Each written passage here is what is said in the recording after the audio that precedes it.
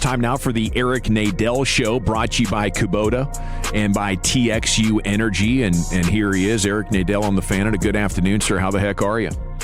I am doing great. How are you guys doing? We're doing good. You know, could use some more runs, I suppose, as we all could. But we could also use some good news on Jacob deGrom. Have you heard anything about that?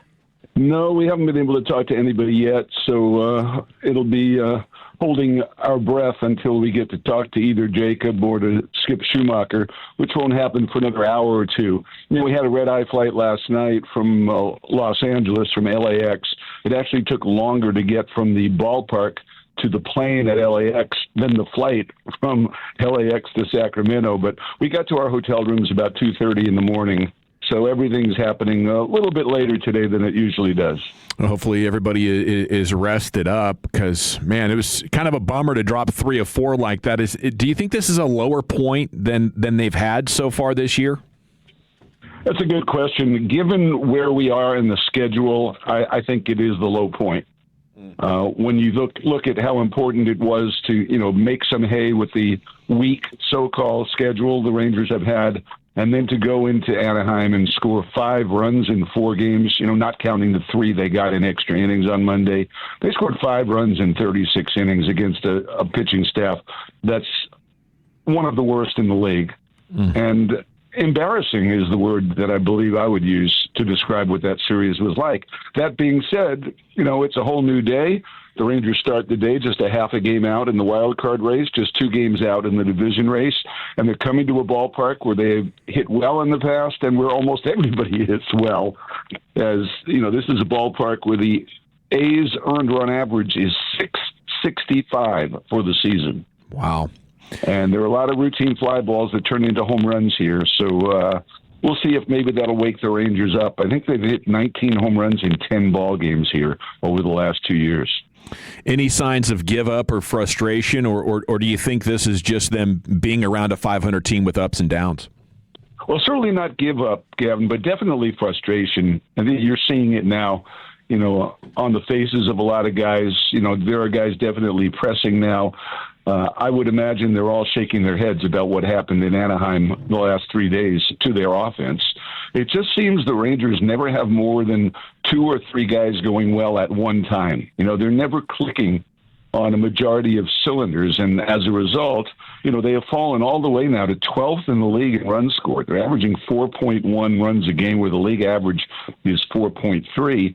And while that has happened, the Ranger pitching staff has actually had a little bit of a bounce back in the month of August. They had a rough July, but in August, the earned run average is down around 380. Not bad at all, but unfortunately the team batting average is about 215, and the Rangers are averaging under 3.5 runs a game for the month. So that's the other thing. They never seem to get the pitching and the hitting synced up at the same time. Eric, you've been around this game a long time and a Hall of Famer. When something like this happens, you say, hey, it's just, you wake up, it's a new day, it's baseball, that kind of thing, but it's really not that simple, is it? Well, it's not that simple, Brian, because of the cumulative effect, of these slumps. Yeah. And, it's not that simple because, it's a new day, but there's no doubt it's on the pitcher's mind that, they need to limit the opposition to no runs or right. 1 run, or they're going to have a hard time winning the game. And it's definitely on the hitter's mind, each individual guy who's in a slump, whether it's Carter or Langford or Berger or Duran, virtually everybody on the club, with the exception of Nimmo and Peterson, and now Seager, who seems to be coming out of it a little bit. All these guys they're all in a slump, and it's definitely on their mind. So, you say you wake up and you start fresh, but it is a lot harder to do than it is to say. How disappointing has the defense been as well? I think the defense has been okay. Yeah, they've had a couple of errors over the course of the last week. But overall, I think defensively, that's not the problem at all. I think that is the least of their worries. Duran's done a good job at all the positions. Yeah, he made an error yesterday. And, more often than not, the Rangers are not going to make errors. They still rank among the top teams in the league in just about every defensive metric. So I don't think that's a problem. It's Eric Nadel here with you on The Fan. Okay, zooming in on these pitchers, Kamar Rocker on the hill tonight. What happened to the idea of using an opener for him on the road? Well, I think what happened is two things. One, he has improved his first inning performance so that they don't necessarily need the opener on the road for him. And two, the bullpen is so overworked, they don't think they can actually spare a reliever for an inning or two at the beginning of a game. They need to save these guys for the end of the game and conceivably to not use so that they're fresh, in the coming days. And with, 40 games left to go in the season, they're looking to preserve relief pitchers, not use them as often as possible. What would be your plan for Jack Leiter, who looked pretty dang good last night in his first rehab appearance? I think it has a lot to do with what DeGrom's status is. If DeGrom is going to be out for a while, then I think you have to continue to stretch Leiter out as a starter.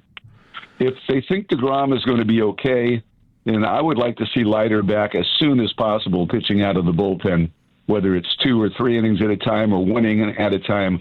I would give him the one more rehab start, see if he can get built up maybe to 60, 65 pitches anyway. So that you could use him for a 3 or 4 inning piggyback with somebody. But if DeGrom is going to be out, then you need to stretch Leiter out, maybe give him a couple of more rehab starts so he can move into the rotation. What are you expecting for Eovaldi? I have no idea. That's the other thing we're holding our breath on, and maybe we'll get some answers both about DeGrom and Eovaldi today when we talk to the skipper. But, if they lose him too, they're in trouble. Because, one thing we saw last night, and we saw it to a certain degree on Sunday, it doesn't look like Jordan Montgomery is really ready to contribute as a starting pitcher. Maybe if he could pitch some more in the minor leagues, could build up a little bit more. But his stuff just does not seem to be good enough. He doesn't seem to have much of a margin for error right now. You really can't imagine them wanting to put him out there anymore, can you? After, the numbers are just astronomical. Yeah, and again, what we're running into is they don't have a lot of guys in the minor leagues who are meriting call-ups to take his place. And, that is definitely a big disappointment this year, that guys like Winston Santos and Emiliano Teodo have not been ready to just, step in and give you a creditable job until some of the injured guys come back. That's been one of the reasons that the team earned run average has soared up to 428 over the course of the last couple of months. Eric, looking around the league, what's more surprising to you, Vladdy Jr. not having a home run in his home ballpark in Toronto this season, or the big dumper going from 60 home runs to just 51 hits this season? They're both completely bizarre. You see guys go from having a good year to having a bad year, but not to the degree that Cal Raleigh has done it. And, people keep saying, well, Seattle on paper, Seattle on paper, Seattle on paper.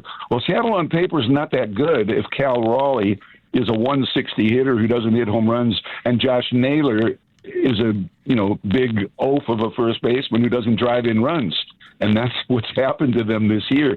You take those two big bats and you turn them into little bats, and they're not so good on paper anymore. Yeah, they got some great pitching. But in the case of Guerrero not hitting a home run in his own ballpark, it's completely bizarre. And it's one of those things that Ron Washington probably expressed better than anybody else. It's the way it go. Yeah, that's the way baseball go. That was an incredible line from Wash. So, 3 weeks ago, the A's were only 15 games below 500, and now they're coming up on 30 games below 500. This group is really struggling, aren't they? They are. Their pitching staff just kind of fell off a cliff. They were 38-38 at one point. And now they have gone, since then they've gone 9-36. Wow. That's hard to do. That's losing 80% of your games. Yeah. Yeah, the Rangers are in town, though. They'll be okay. The Rangers are coming in. They'll get that thing going right back on track.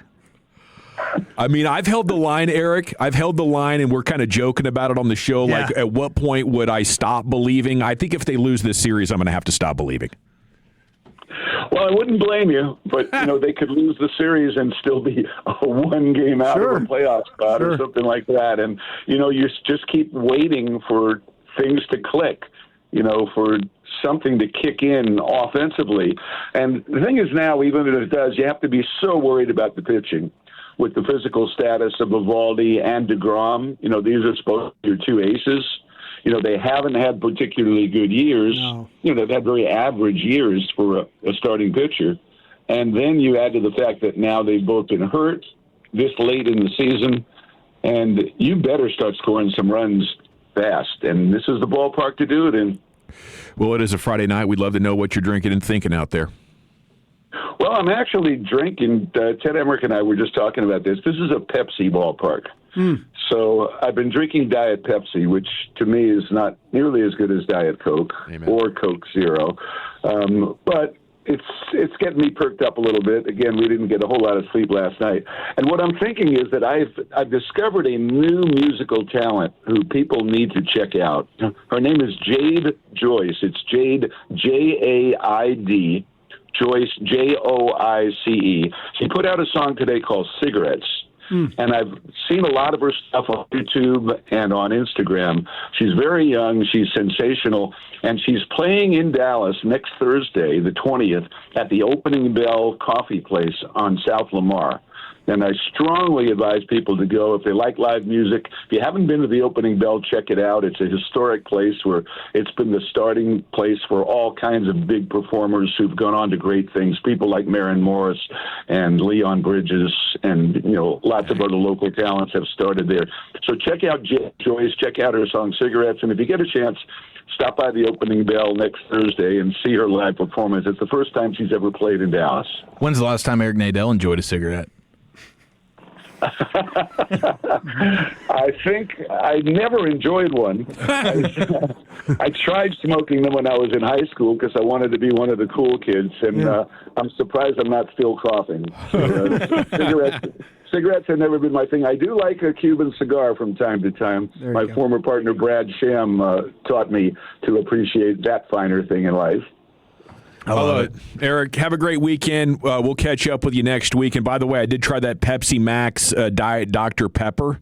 Not too bad. How'd you like it? Not too bad. I think I need to try it with the Diet Coke, though. Yeah, that's the way to do it. Thanks, buddy. Have a great weekend. See ya. Eric Nadel with you on 105.3 The Fan. Brought to you by TXU Energy and brought to you by Kubota.